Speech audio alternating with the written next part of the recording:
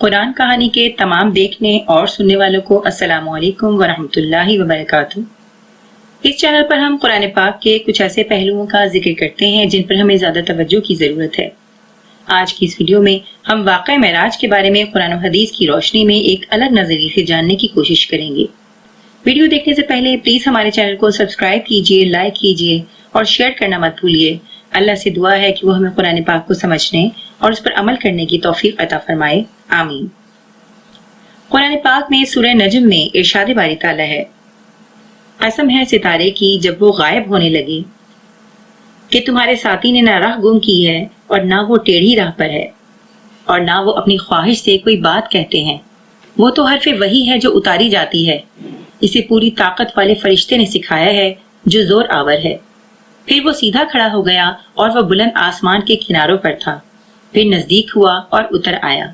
بس اس نے اللہ کے بندے کو وحی پہنچائی جو بھی پہنچائی۔ دل نے جھوٹ نہیں کہا جسے پیغمبر نے دیکھا۔ کیا تم جھگڑا کرتے ہو اس پر جو پیغمبر دیکھتے ہیں؟ اسے تو ایک مرتبہ اور بھی دیکھا تھا، سدرۃ المنتہا کے پاس، اسی کے پاس جنت الماوا ہے۔ جبکہ سدرہ کو چھپائے لیتی تھی وہ چیز جو اس پر چھا رہی تھی، نہ تو نگاہ بہکی اور نہ حد سے بڑھی۔ یقیناً اس نے اپنے رب کی بڑی بڑی نشانیوں میں سے بعض نشانیاں دیکھی۔ سورہ نجم کے علاوہ سورہ بنی اسرائیل کی آیت میں بھی اللہ نے اس سفر کی خبر دی ہے۔ ہم جانتے ہیں کہ اس سفر میں نبی کریم صلی اللہ علیہ وآلہ وسلم کو مختلف آسمانوں کی سیر کروائی گئی، آسمانوں پر انبیاء سے ملاقات بھی کروائی گئی، جنت اور جہنم کے مشاہدے کروائے گئے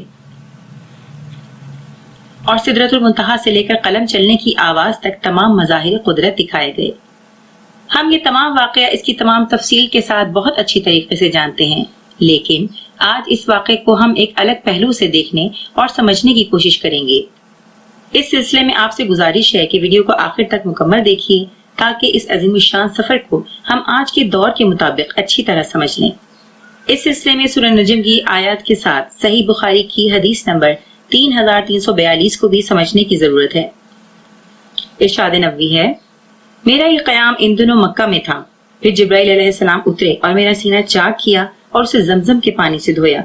اس کے بعد سونے کا ایک تشت لائے جو حکمت اور ایمان سے لبریز تھا، اسے میرے سینے میں انڈیل دیا۔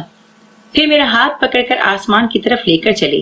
جب آسمان دنیا پر پہنچے تو جبرائیل علیہ السلام نے آسمان کے داروغہ سے کہا کہ دروازہ کھولو۔ پوچھا کہ کون صاحب ہیں؟ انہوں نے جواب دیا کہ جبرائیل علیہ السلام۔ پھر پوچھا کہ آپ کے ساتھ کوئی اور بھی ہے؟ جواب دیا کہ میرے ساتھ محمد صلی اللہ علیہ وآلہ وسلم ہیں۔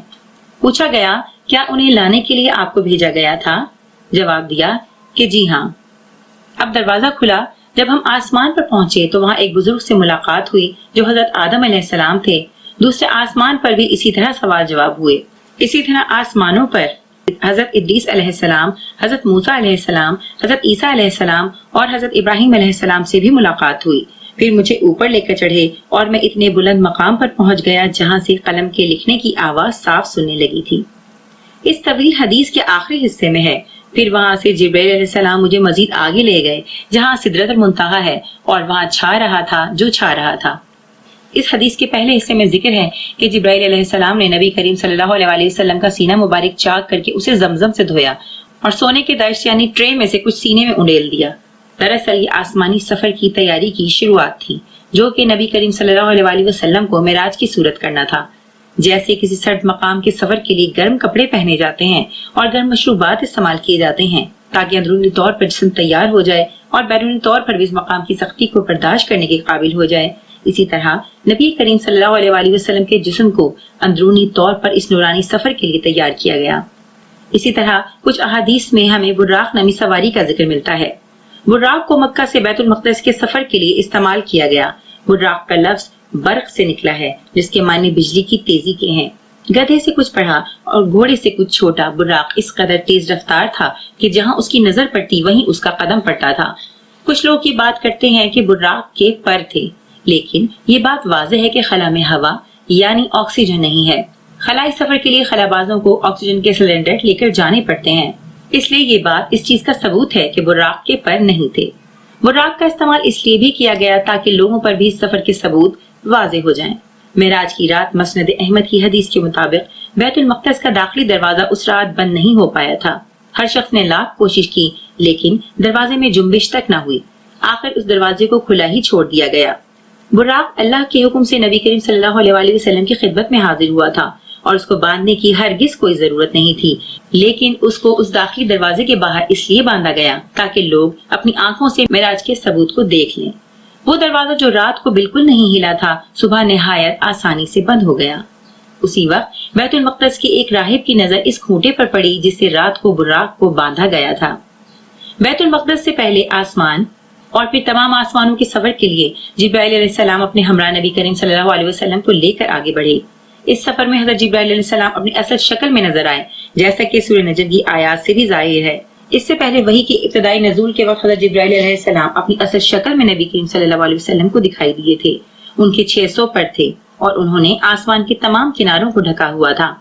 حضرت جبرائیل علیہ السلام اللہ کے نزدیک بڑے جلیل القدر فرشتے ہیں جو وحی جیسا بھاری اور مشکل فریضہ ہزاروں سال تک اللہ کے حکم سے انجام دیتے رہے ہیں۔ ان کی بزرگی کا اعتراف قرآن پاک میں بہت سے مقامات پر کیا گیا ہے۔ حضرت جبرائیل علیہ السلام کا اپنی اصل شکل میں اس سفر کے لیے آنا اس بات کا ثبوت ہے کہ اس سفر میں شدید قوت کی ضرورت تھی۔ دراصل زمین کی اوپری سطح یعنی ٹروپوسفیئر سے نکلنے کے لیے اور خلا میں جانے کے لیے غیر معمولی قوت اور طاقت کی ضرورت ہوتی ہے۔ اس بات کا اظہار سورہ رحمان کی آیت نمبر 33 میں اللہ نے کیا ہے۔ اے انسان اور جنات کے گروہ، اگر تم میں آسمانوں اور زمین کے کناروں سے باہر نکل جانے کی طاقت ہے تو نکل بھاگو، بغیر غلبے اور طاقت کے تم نہیں نکل سکتے۔ جیسے راکٹ اور اسپیس شٹل انتہائی قوت کے ساتھ خلا کو چیرتے ہوئے آگے بڑھتے ہیں، بالکل اسی طرح اس سے 100 گنا زیادہ طاقت کے ساتھ حضرت جبرائیل علیہ السلام اس سفر کے لیے نبی کریم صلی اللہ علیہ وسلم کا ہاتھ تھامے روانہ ہوئے اور دروازہ کھٹکھٹایا۔ ہم جانتے ہیں کہ آسمان کو اللہ نے بغیر ستون کے چھت کی طرح بنایا ہے۔ بظاہر اس میں کوئی روشن دان اور کوئی دروازہ نظر نہیں آتا، لیکن ہماری 250 ارب کہکشاؤں کے درمیان اللہ نے اپنی قدرت سے دروازے رکھے ہیں جو کہ ایک آسمان سے دوسرے آسمان کی طرف جانے کے لیے راستے کا کام کرتے ہیں۔